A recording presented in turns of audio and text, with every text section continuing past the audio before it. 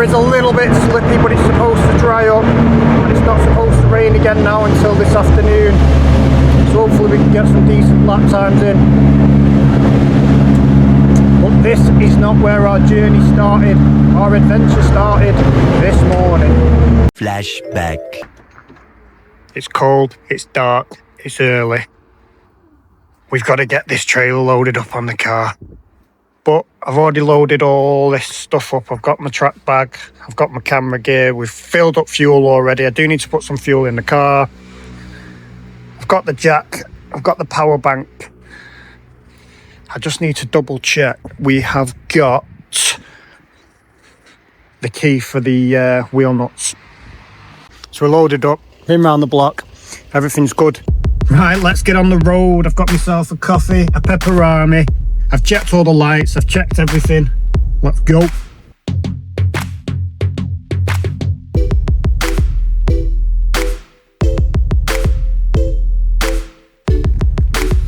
Right, we're here, we're checked in. It's a little bit drizzly, it weren't meant to be raining till later. But plenty of cars in the pit, we'll do a pit walk as normal. Let's get this car unloaded and get sound tested. Quick check of the old wheel nuts, especially after what happened on the dyno.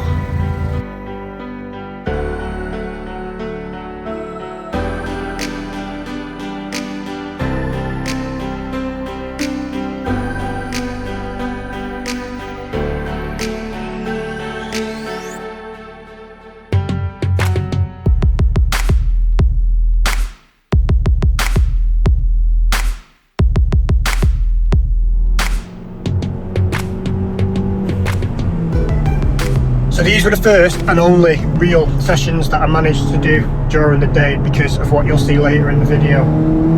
As you can see, it's quite wet, it's slippy. These tyres, the AR ones, they take a little bit of time to get some temperature into them. You know, you're always cautious in the morning, so they're not the fastest laps. I just felt like it was a little bit low on power on the top end. As you can see, I'm chasing down this Megane, but I've just not got the boost that I feel like I've not got the boost at the top end like I used to. But, you know, I asked for safe. After putting the engine back in and taking it to the dyno and doing everything that we've been doing, it was a bit of a shakedown anyway, so I was going to be very cautious. A few other things I've found about the car is, and I've known this, but it was just sort of the next steps. I do want to stiffen it up a little bit, so it's still got a little bit of body roll at the front end. So I do want a thicker anti-roll bar, maybe a strut brace or a K-brace in the back just to stiffen things up. I did lower the front, added more camber. I do like that setup. I've still not dialed in my suspension. All the rebound and compression is set to 15 or 16. It's all set in the middle basically on the clicks on the BCRM coilovers. I need to start dialing that in, but I need to get out, give this a proper good session and start making little changes to find those improvements, and obviously we need it to be dry to do that. Another thing that I've noticed that I do want to get fixed is a little bit of bump steer, so I can get a roll centre kit. I think they just extended ball joints on this. As I'm coming up some of the crests and stuff like that, I'm just getting a little bit of force feedback on the steering. So yeah, that's on the to-do list as well. Just before this session on the sighting laps, I was getting an engine malfunction flashing up on the dash. I didn't have my code reader with me. I knew I'd forgot something. But I took the battery off for 30 seconds or so, put it back on, and that went away. But again, this is a shakedown, and mechanically the engine feels good. Whatever this problem is, it's either electrical or I've had issues with the boost pipe before. We've done around 5 laps, so I'm going to go in, let it cool down, and we'll go out again. Looks like someone's gone off, so we got a red flag. I've been having a few problems, the engine management lights on. I've just been out, done a session, I was down on power. I could tell there was a Megane in front of me, I just couldn't catch him. I mean, I got him in the end, but just gutless. I've got a bit of a vibrating from the diff, which I'm worried about. So I've just checked over everything, took the battery off to reset the engine management light. That's gone away. We'll go out and we'll give it another shakedown, but I'm not feeling too good about it at the minute. Fingers crossed though.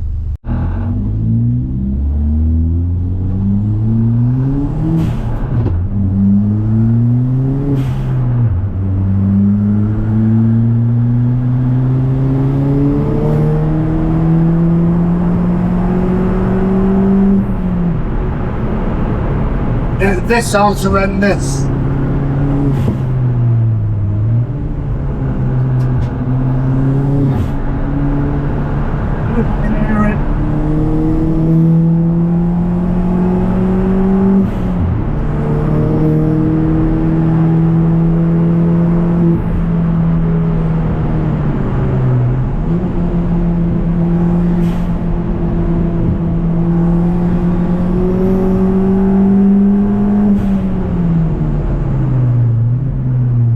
I need to get it back home.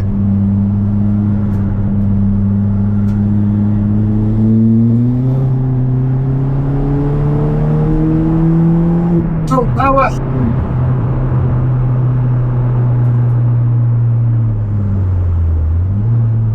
It's game over, mate.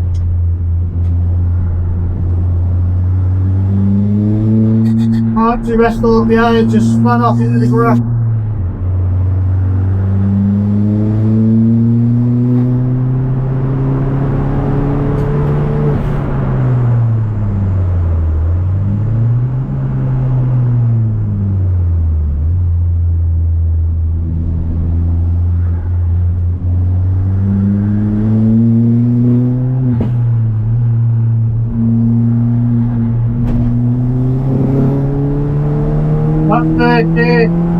Just stop pulling. You did sound horrendous.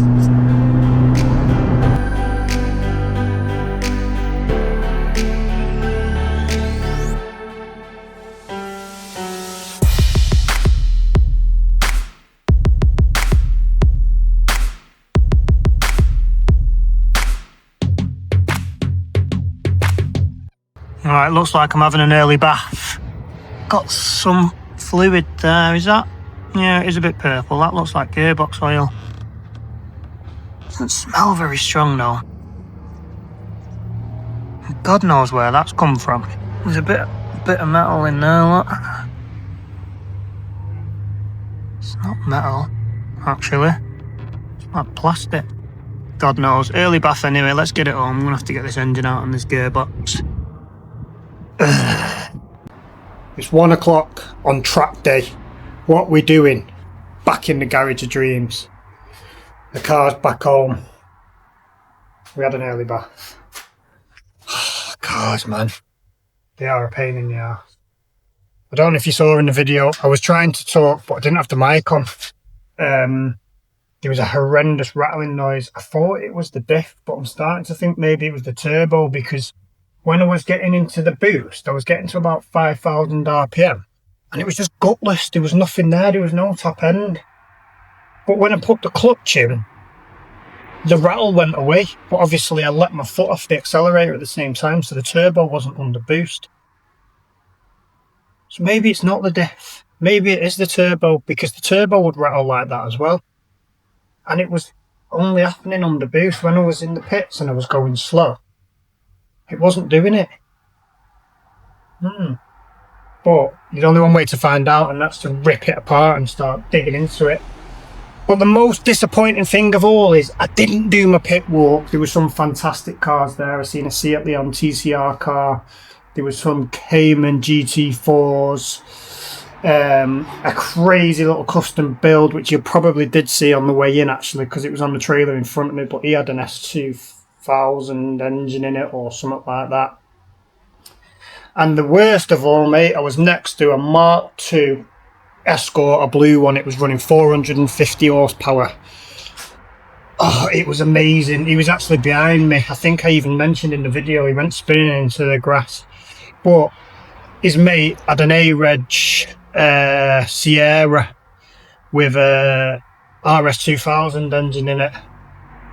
And they were just mint guys. And I ended up actually giving an old boy, one of their mates, my wristband and he went to the office, got the briefing, he ended up going out on track. I even sold him 20 litres of my fuel. I only got 20 quid for it, right? Cheapest bleeding V-Power he could get. But they were top lads, and he was going to take me out in the Escort, and my head had gone. I just wanted to get home, so I loaded up. I was chatting to him for ages, to be fair. He gave me a number for a guy who can do the gearbox, if it is the gearbox. But like I say, I'm starting to think it's the turbo now. So, what do we do? Let's get this unloaded. Right, he's home. I'm going to go inside and analyse this footage, see what track times we got. 2 minutes 21 I think was the best I saw when I was chasing that Megane, which you probably already seen. The next day. Right, okay, let's get these codes read and see if we can find out what this problem is. I don't know if you can see that. I'm going to try and do it through the screen. Breed codes. Let's come down here, maybe I'll see it better. P0103. Right, let's go and have a look at that and see what it is. But mass or volume airflow? Mass sensor. Right, let's go and have a Google. Back in a sec. P0103. Possibly faulty math or boost leak. So, quick test you can do for a boost leak. Mass sensor's there. But if I block this off with my hand, if I can, you should see that pipe getting sucked in. Now the engine should stall because it should get no air, but it's not. So it's pulling in air somewhere, so I've got a boost leak. I can hear something, but it's not very loud. It sounds like it's coming from around the back of there. But yeah, that should be stalling the engine. Right, so after a little bit of fettling, we've managed to get that boost leak, I wouldn't say fixed. We've got the codes going away. I trimmed a boost pipe. I changed all the Jubilee clips. I've been under there faffing around, and I've just took it down the road, cleared the code, took it down the road. It was boosting again. At top end, it wasn't boosting like it was before the map, but it's boosting again. It's going through the revs. It's nice. But when I put my hand over the intake pipe again, it sucked all the hoses in all the way around the intercooler system, the intake system, but it didn't stall the engine. The engine was, you could tell it was starved, but it wasn't cutting out, which it should be doing. It should have no air going into it if I cover that intake hose off. Also, another thing that I was getting was excessive fuel coming out the exhaust because of the code. The ECU just wasn't reading the air and the fuel mixture properly, so it was just excessive fuel coming out the exhaust. That seems to have sorted itself out now. I also noticed just a couple of little leaks, and there's a bit of oil in the intake system as well, so I'm probably going to put a catch can on it. There's a turbo return pipe at the bottom that's leaking, so I think maybe just over winter we pull the engine out, we get the gearbox off, and we just go through it again and just nip everything up and make sure everything's right before we go back out on track. So in conclusion, it's not that bad. Mechanically, the engine's okay. We've got a gearbox issue. We've got a few oil leaks, and we've got the tiniest little bit of a boost leak. So I'm relatively happy. Shame we wasted a day on the track. I could have fixed all them issues before. But hey ho, that's what shakedowns are for. Wasn't the best video for me, guys. I didn't do my pit walk. I didn't get to enjoy the day like I was meant to, but I hope you enjoyed it. But don't forget, like, comment, subscribe, tell your mum and tell your nan.